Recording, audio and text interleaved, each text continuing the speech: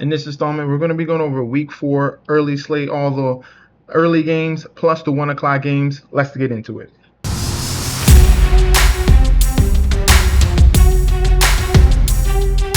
Welcome back to the channel. It's your boy Chef D, and I'm here to bring you the winning ingredients for our week 4 early slate we got going on. But before we deep dive into that, don't forget to like, comment, and subscribe to the channel. Make sure you follow me on Instagram and Twitter at MetsNetShetsD. Don't forget about that TikTok at Chef_D91, and don't forget about that Patreon. Right now, at the homepage of the YouTube channel, currently at 10.2 thousand subscribers. This is the road to 20K, and we're well on the way because you guys are showing up each and every single day. If you're already subscribed, continue to like and comment. That helps the YouTube algorithm so you can grow to a much broader audience. All right, now I want to highly encourage, you're already watching this video, make sure you like, make sure you comment. It doesn't take much time to just say what's up or hey, and I will definitely say hey back. It would mean so much to me in this channel as well. And if you're not subscribed, go ahead and click that subscribe button right now. All right, so in our previous week, in week 3, we did really good, 9 and 5 on all the plays. As you can see, that early slate and the late slate in total was 9 and 5. That late slate was 4 and 1. We were on fire in this late slate. Only 376 views. That's not good. That's not good enough. You guys are missing out on these plays, and I'm gonna get these videos out in time for you to digest this information and then make your plays as well. All right, so phenomenal last week on week 3, over 500, and on the Patreon we did really good on Monday Night Football. As you can see here, Detroit Lions was my top play. Not only did they cover the spread, they outright won that game, and our top play was them and Jahmyr Gibbs for a touchdown that both cashed. All right, so if you want to join this community here that we got going on, click that link provided down below. You're going to get full access to daily bets, future bets, and access to that group chat that goes off 24/7. First game up here in Ireland, Dublin, Ireland, here at Croke Park. We have the Pittsburgh Steelers 2-1, Minnesota Vikings 2-1 in this matchup here, AFC versus NFC overseas. Looking at the odds for this one, we have Vikings technically on the road -145, with the comeback of the Steelers at a +120, spread at a 2.5, total points at 41. For the public bet percentage here, 60% of the bets towards Minnesota, 57% of the money coming in on Pittsburgh here. So sharps are on the side of the Steelers, public is on the side of Minnesota. For the point spread, 58% of the bets on the side of Pittsburgh to cover, but we have the sharps here. Sharps are on 58% of the Minnesota here of the money to cover that spread of 2.5. For the total points, 61% of the bets, 63% of the money towards the under 41 in the total. All right, very interesting to see here. Both teams coming off wins here, a domination from Minnesota with Carson Wentz at home against the Bengals, and then the Steelers defense showed up here, created 5 fumbles here against the New England Patriots and got away with that win, 21-14, even though technically they should have lost that game. All right, they should have lost that game, and they should have lost that Jets game as well. So this Steelers team here is mediocre, pretty mediocre. Yeah, I would probably say mediocre. So looking at the injury report before we go into our prediction here, we got to wait on news about Donovan Jackson, Andrew Van Ginkel, and then Ben Uzuric. All right, all 3 of those guys had 2 DNPs. For them to play, they got to get at least a limited on Friday. We'll wait and see. Obviously, the starting Donovan Jackson, their starting guard, they definitely would like to have him to help protect Carson Wentz. So we're going to have to wait on news on him. And then one of their leaders on defense, outside linebacker Van Ginkel, we hopefully can get in a limited. We'll wait and see on him on Friday. All right. For the Pittsburgh Steelers, we have Patrick Queen here. He should be fine. There's no issue here except for Alex Highsmith. He has 2 DNPs. Everyone else that has DNPs are veterans that are resting. All right, so Alex Highsmith, obviously that'll be a hit to that defensive line. He's one of their better pass rushers as well. That could hurt the Pittsburgh Steelers defense. All right, even though the Pittsburgh Steelers defense has been very shaky this year. Looking at these numbers, Minnesota, fantastic defense, and Carson Wentz, as long as he doesn't doesn't create turnovers, he should be in a really good spot. They're going to be leaning on Jordan Mason, okay, the Minnesota Vikings. And this is one of the weak points here of the Pittsburgh Steelers. As you can see, 26th rushing yards against per game. They're allowing 140 yards per game to running backs here, and they're going to be running that ball with Jordan Mason relentlessly. All right, not to mention that they're also 26 in passing yards against, and you got to deal with obviously Justin Jefferson. They're getting Jordan Addison back, and TJ Hockenson they have as well. So this is going to be a tall task here. I think there's just too many avenues for the Vikings to put points up on the board, and then you can definitely frustrate and fluster Aaron Rodgers with Brian Flores defense. We saw this Vikings defense step up last week. They're very, very good, and I like the Vikings in this one. So I would go, if I had a choice, I'm just take the money line there at minus 145, and then the total points. I'm leaning towards an over in Ireland. 41 is a really low total. I would slightly lean towards the over. Main play is going to be Vikings money line. Secondary play will be over 41. I think they give Ireland a little bit of a show, if you understand what I'm saying. In Mercedes-Benz Stadium here, we have the Atlanta Falcons 1-2 going up against the Washington Commanders 2-1. Looking at the odds for this matchup as of right now, Commanders are technically road favorites, minus 115 with the comeback of the Falcons at a minus 105. Point spread at 1. Pretty much a pick 'em, and then total points at 45. All right, public bet percentage here: 76% of the bets, 94% of the money on the side of Washington. For the point spread, 61% of the bets coming in on Washington, but we have 62% of the money coming in on Atlanta. So sharps are on the side of the Falcons. For the total points, 65% of the bets, 86% of the money on that under 45 in the total. All right, so this game here, we had Commanders coming off a win. Marcus Mariota stepped up against his former team and played very well. And then Atlanta struggled mightily against Carolina. They scored 0 points in that game. And then they wind up firing the wide receiver coach for the Atlanta Falcons. So they found a scapegoat in that situation. All right.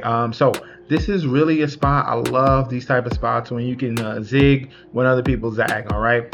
People are hopping on that the Falcons. Oh, they got blanked out by Carolina. Michael Penix sucks and all this. It's like week 4, guys. It's gonna happen. It's gonna happen. There's no issues with Michael Penix. He's going to develop and be fine. You saw big games from him last year, and this is a defense that you can definitely exploit. If you look at the Washington Commanders defense, passing yards against per game, 23rd. They're giving up 230 yards, and in total, they're 20th overall in yards against per game as well. This Atlanta Falcons defense is definitely one that is really, really impressive. Top 10 with rushes allowed, and number 1 in the league with passing yards allowed as well. So there's going to be a tough task for either Mariota or for Jaden Daniels. We'll see. I think they're going to be waiting it out with Jaden Daniels. It's not like a rush type of thing. It really helps that they won last week to buy them some time. I think they most likely might sit him yet again this week, but we'll see. All right, now with Michael Penix here, we've already seen, look at that, he has 605 yards passing already this year, and he has a very good matchup. This is a spot that I like them to bounce back on. Looking at the injury report here just really quickly, looking at their wide receivers and cornerbacks, A.J. Terrell, he missed last week. We'll see if he can give anything on Friday to be able to play. Cordero Hodge is like a 4th-string wide receiver, and he's going to be highly questionable as well. And then Nate Carter, he's like a special teamer. He most likely won't play. All right, for the Commanders, we're waiting on a lot of guys here. We're waiting on Noah Brown, who missed last week. We're waiting on the backup tight end, John Bates. We're waiting on Jakari Krosky-Merritt as well. He might be out, the explosive rookie running back. There might be down to Jeremy McNichols and Chris Rodriguez as the running backs. Obviously, we have to wait on Jaden Daniels. So there's a lot of waiting here. Terry McLaurin is probably going to be out of this game. He's going to be missed a lot of time with his quad injury that he had to go to a second doctor. And then everyone else is on rest. So this is a big game here, and I think there's a ton of value on the Falcons. That's why you see all the sharp money on that point spread on that plus 162%. Perfect spot here. Give me the Falcons plus 1 as the top play. Secondary play, I love the over 45. I think that the Falcons are going to get right in this one. take all the touchdowns. Give me London, give me Pitts, give me Bijan. Love the Falcons in this spot here.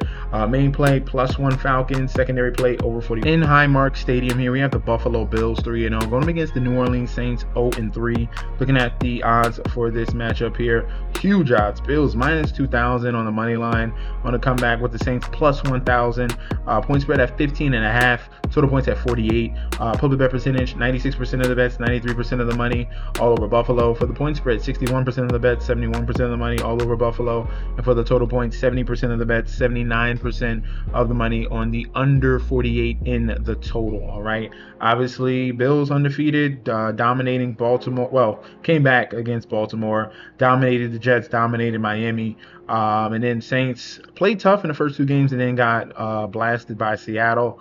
Now they're coming against the Bills, and this is another situation where they're probably going to get their butts kicked.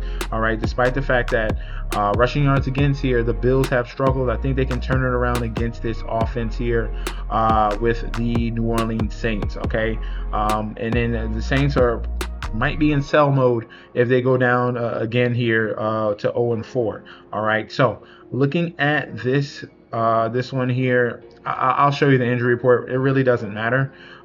In my case that I'm thinking here, Matt Milano, DNP, Ed Oliver, DNP. Ed Oliver's already missed like 2 games this year. Matt Milano as well. And he's going to be, we'll see if he can be able to give it a go on Friday. Same thing with Spencer Brown, their tackle. So they're missing some key points here, but this is the New Orleans Saints, one of the worst teams in the league here. They're still missing Radunz, their tackle, and Chase Young. He's missed this whole entire season. He hasn't played at all. All right, so key components there on both sides. They could be out of, but the talent discrepancy is just huge here, especially in Buffalo. This should be an easy win here for the Bills. I like the Bills -15.5. If you don't want to play that -15.5 spread and you want to bump it down to 2 touchdowns, you can I have no problem doing that. Or an alternative is taking the Bills team total over in this game, probably like around 32, 33 points. They should put a big number up against this Saints team here. So I'm going to give out main play Bills -15.5, or you can choose Bills team total over whatever the total is that they're posting right now. Take it now before it goes higher. All right, I think they put a big number up on the Saints. In Ford Field here, we have the Detroit Lions 2-1 going up against the Cleveland Browns 1-2. Looking at this odds here for the Detroit Lions at home -550. With the comeback of the Browns at a +400, spread at 10, total points at 44.5. All right, public bet percentage here, 97% of the bets, 98% of the money on the side of Detroit. Point spread here at the -10 and 58% of the bets, 60% of the money on the side of Detroit to cover. And for the total points, 64% of the bets, 66% of the money towards the under 44.5. All right, Browns had a huge shocking win against Green Bay last week, beating them at home 13-10. The Detroit Lions have been on fire, being motivated against Chicago here, facing Ben Johnson, their old offensive coordinator, and then dominating the Baltimore Ravens, being very aggressive like they usually are, like not missing a beat here since they lost Ben Johnson. I think they're taking this very seriously right now, and this team is not a team to mess with. All right, looking at the injury report here, we're waiting on, let's see, everyone should be fine for the Browns. We're getting limiteds, we're not getting DNPs on Thursday. That's a positive sign. So people are trending towards playing, so that's going to be good. So wait on news if you hear anything else about the Cleveland Browns. On the side of the Detroit Lions, we got to wait on 3 guys. Sione Vaki, their special teamer and 3rd string running back, he had 2 DNPs. Daniel Thomas, their safety, 2 DNPs, and Taylor Decker, the tackle, 2 DNPs. So we'll wait and see if they can be able to get in at least a limited on Friday to see if they can be able to give it a go against against the Cleveland Browns. All right, so in this game here, we got 2 strong defenses here and 1 dominant offense and 1 very, very weak offense. And that's where the discrepancy is, and that's where I feel like in the second half they'll just be able to pull away from the Browns here. So that -10 is going to be one I'm going to be looking at as the main play. -10, we'll just take the number here. I like how the Lions are coming out and playing. And I think taking his defense on the road, obviously they're going to show up early, but second half, I think they pull away, and it's just going to be a big difference here when they're picking apart Joe Flacco in that second half. And then going with the total, I would go with the under 44.5. So I have the -10 in the under 44. I have pretty at the same point here. I like both a lot, but I do think that definitely there'll be a lower scoring environment in this one. So we'll stick with what I said with the point spread. So main play -10. Secondary play will be the under on the total 44.5 in this one. In Gillette Stadium here, we have the New England Patriots going up against the Carolina Panthers. Both of these teams are 1-2. Looking at the current odds for this matchup here, we have the Patriots as home favorites -250 with the comeback of the Panthers at a +200. Point spread at 5.5. Total points at 43. Public bet percentage here, 86% of the bets, 75% of the money on the side of New England. For the point spread, 56% of the bets on Carolina, 60% of the money on New England to cover the 5.5. And then total points here, 69% of the bets, 80% of the money on the under 43 in the total. All right. Now, looking at the injury report here before we go into our prediction, we're waiting on Patrick Jones, the second, Xavier Legette, both got 2 DNPs. Jatavian Sanders is trending towards being out. He has 2 DNPs. And then DJ Wonnum, he's trending towards being out as well. He has 2 DNPs. Looking at the New England Patriots, we have Jared Wilson. He could be out, 2 DNPs. Their guard, that's going to be a big loss there. Christian Gonzalez is trending towards playing. That's going to help their top tier corner. We're waiting on confirmation about Carlton Davis. No, he's fine. Carlton Davis is going to be fine. He has 2 full practices. He's trending towards playing as well. So the Patriots could be with both of their starting corners here. And everyone else is fine for the Patriots. Panthers are dealing with some injuries, all right? Now, despite that fact here, it's got to be a middle point, all right? Patriots, obviously, they kind of gave away that game against Pittsburgh with 5 fumbles. They were definitely in it and keeping very competitive. But they give up a lot of passing yards, all right?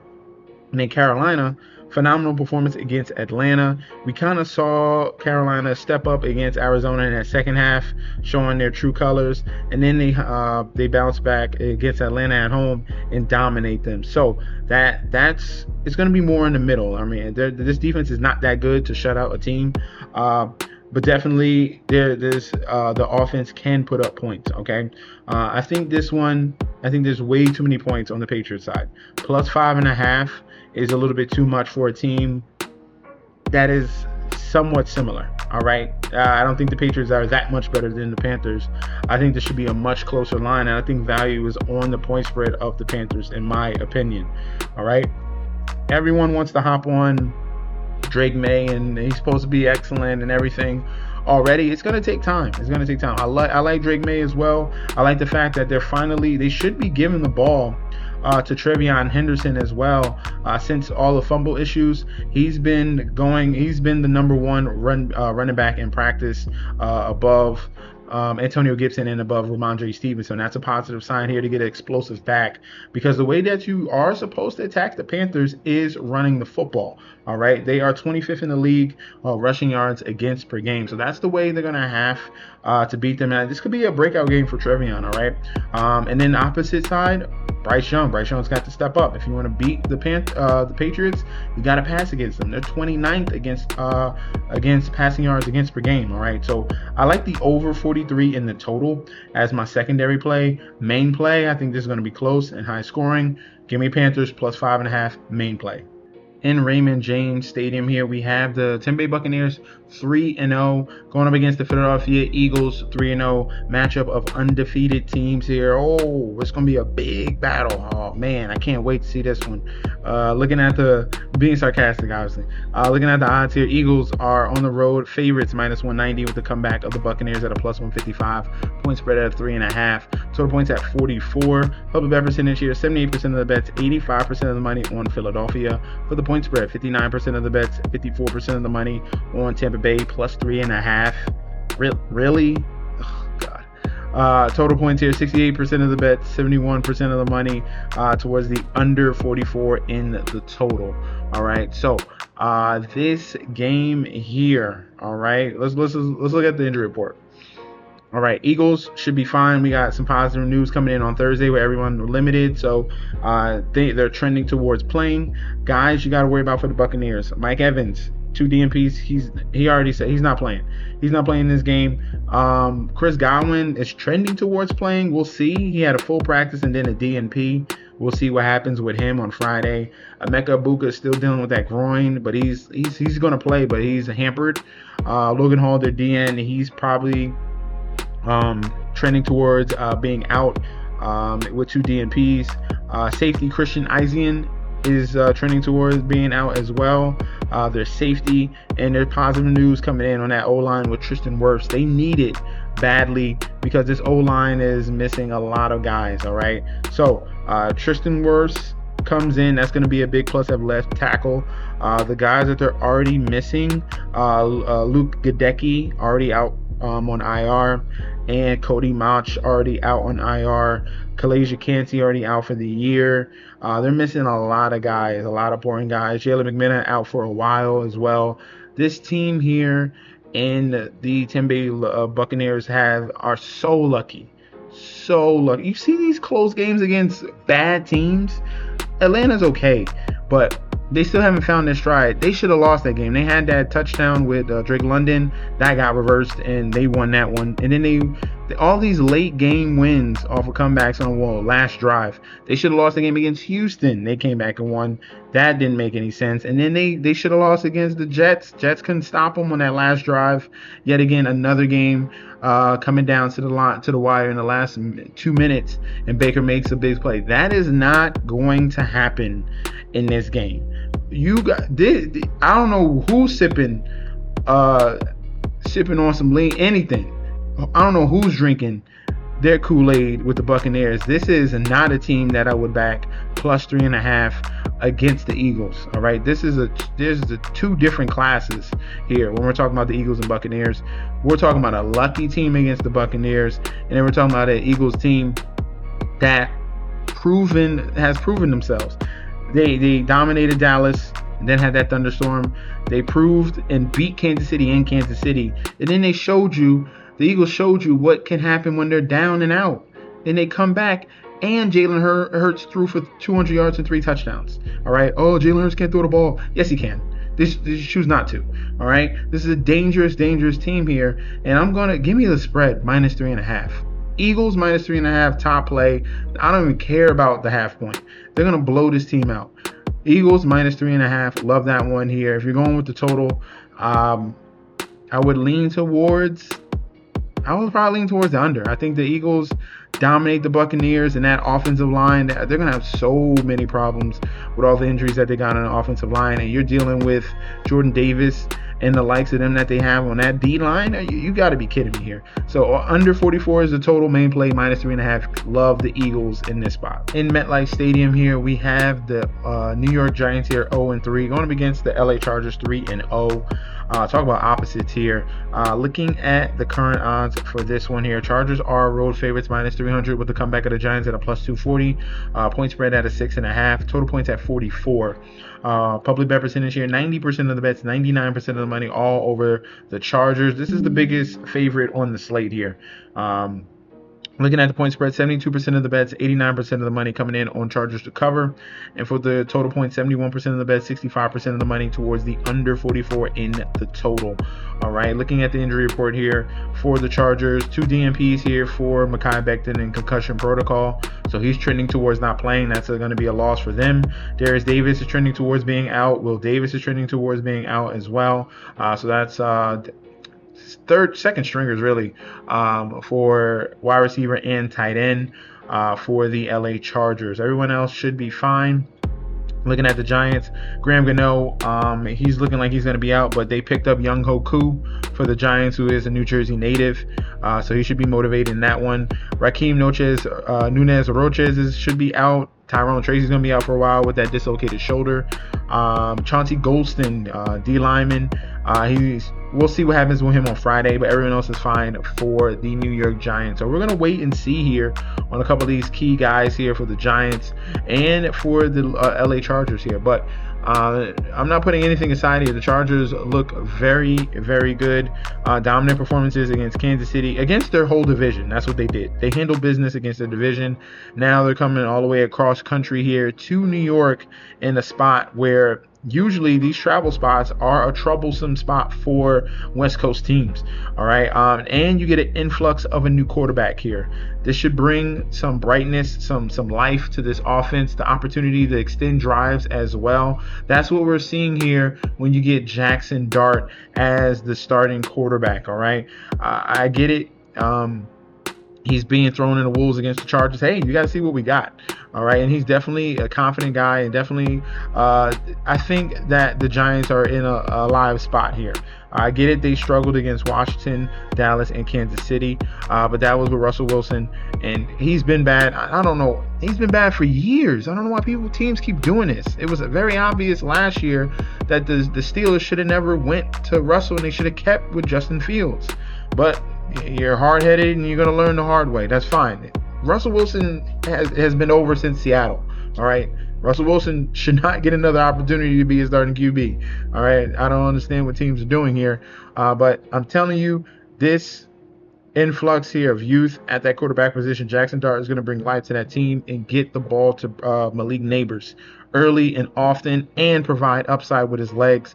That plus 6.5 is staring at me, and I'm loving that number there. Let me be contrarian in this one here. Give me the Giants number one play here, plus 6.5. Let me rely on their D-line, and let me rely on Jackson Dart to make big plays. All right, so that's what we're going with here. Giants plus 6.5. If we're going with the total, I like the over in this one here.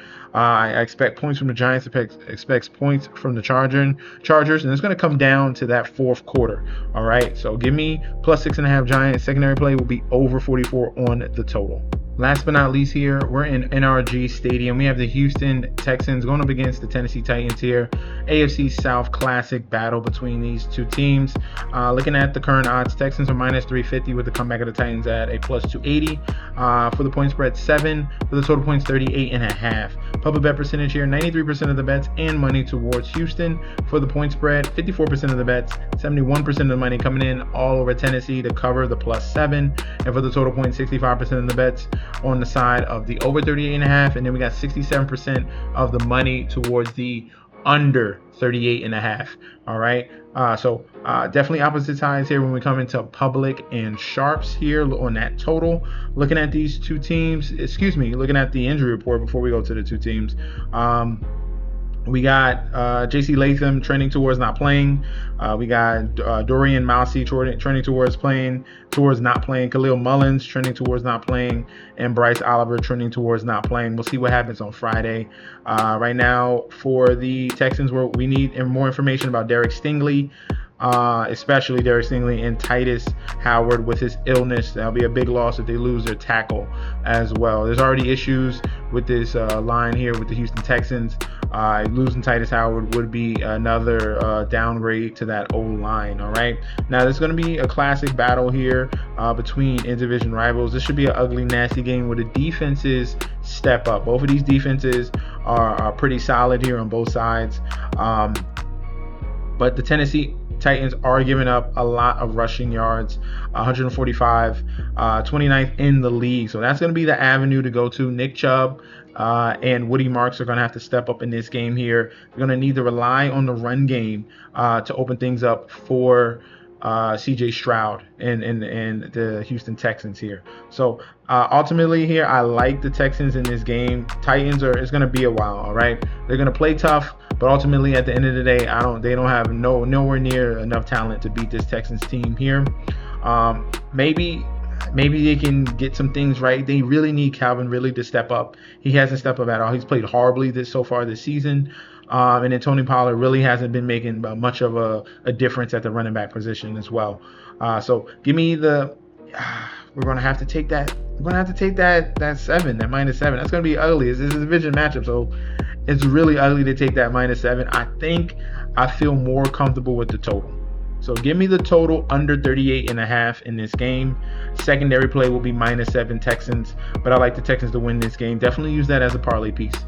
All right, for this week and week 4. All right, so that's going to be our breakdown for week 4 early slate. Let me know in that comment section down below if you agree or disagree. We could definitely debate about that down below in the comment section. Also, do not forget to sign up for that Patreon. Get locked and loaded. Click on that link. You're going to get full access to daily bets, future bets, and access to that group chat that goes off 24/7. This is your boy Chef D. I'll be back very soon, and peace out.